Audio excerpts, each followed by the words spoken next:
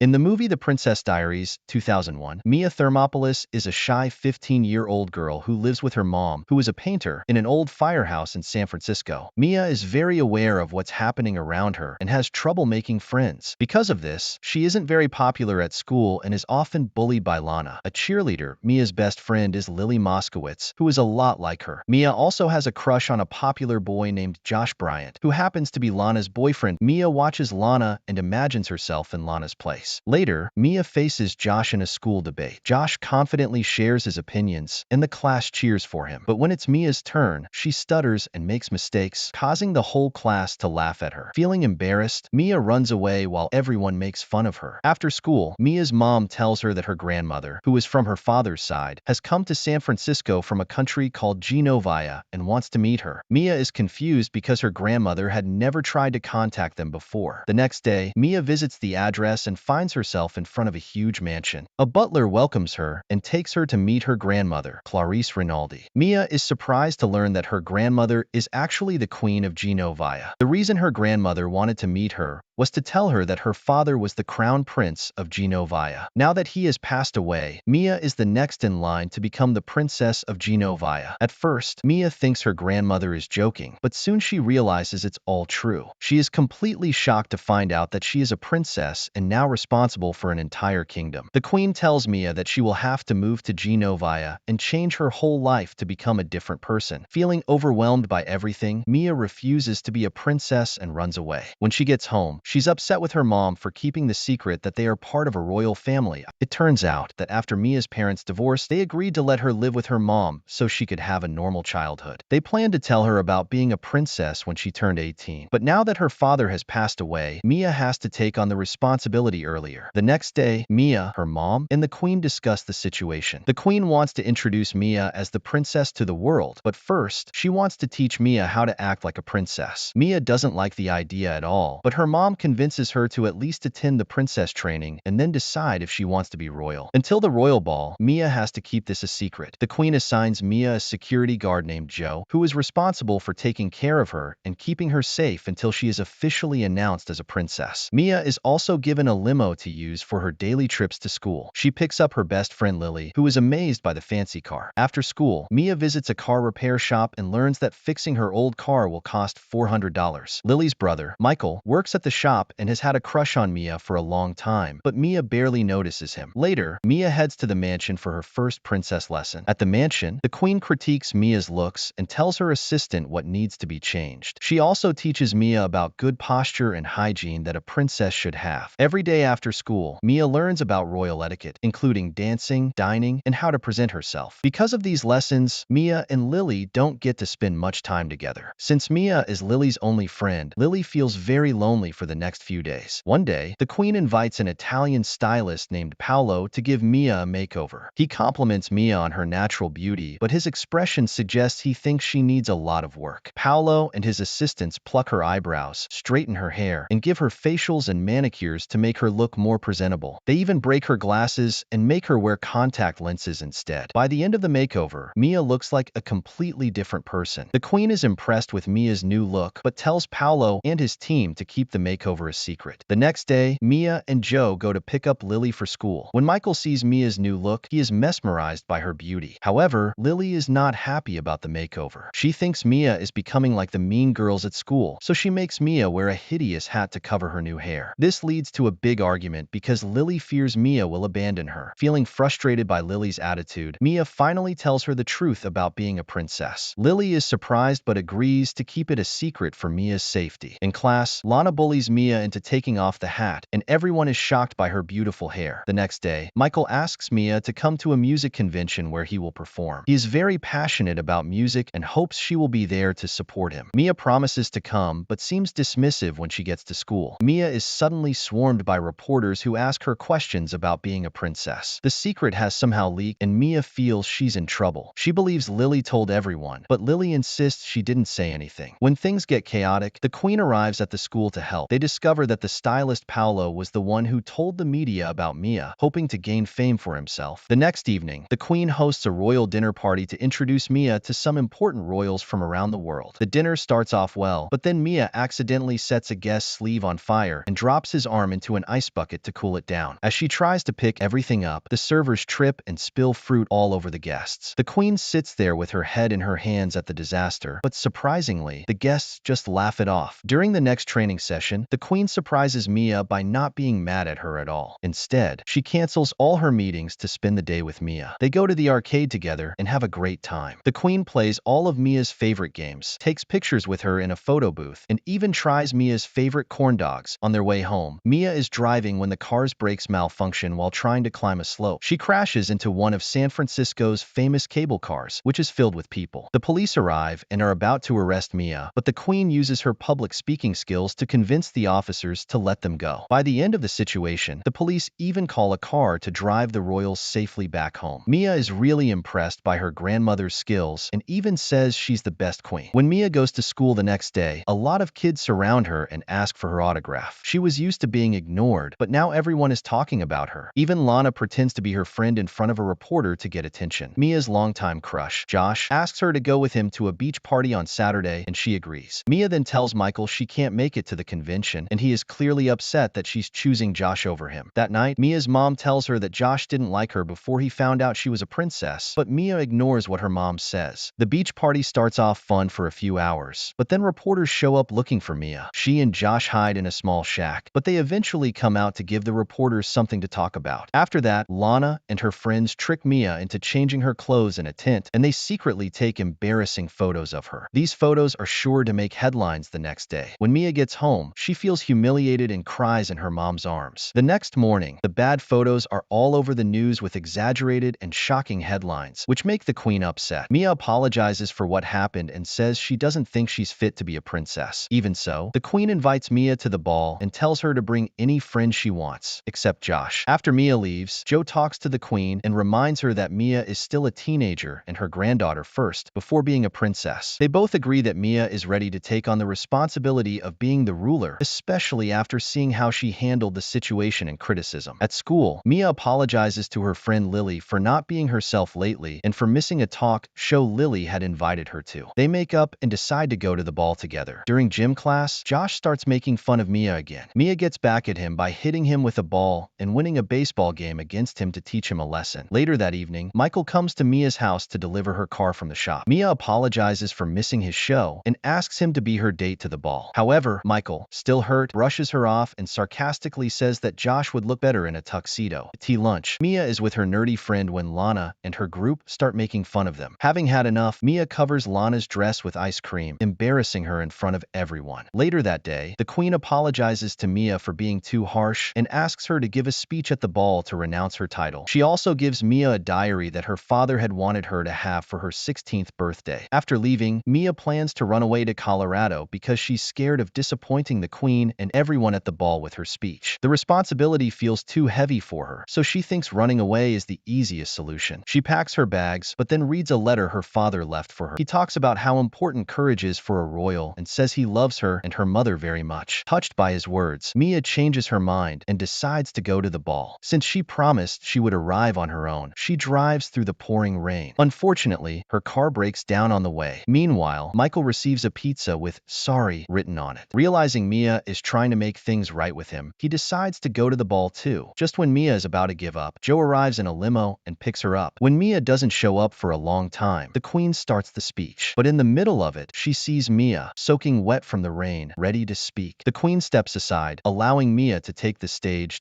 At first, Mia stumbles over her words, as she usually does when speaking in front of people. But then she remembers her father's advice about courage and delivers a heartfelt speech to the crowd. By the end, she proudly announces herself as the Princess of Genovia, and the audience cheers for her. Soon after, Mia is officially crowned as the princess. She changes into a beautiful dress and shares a dance with Michael. The two then step outside into the garden, where Michael expresses his feelings. In a next scene, Mia is flying to Genovia to take on her royal duties. Her mother is moving with her, and Michael and Lilly are planning to visit during summer vacation. The movie ends with a shot of the Grand Palace of the Royals of Genovia. That's all for the recap. If you enjoyed it, make sure to subscribe and hit the like button. Let us know in the comments if you want us to recap your favorite movie. Until next time, take care.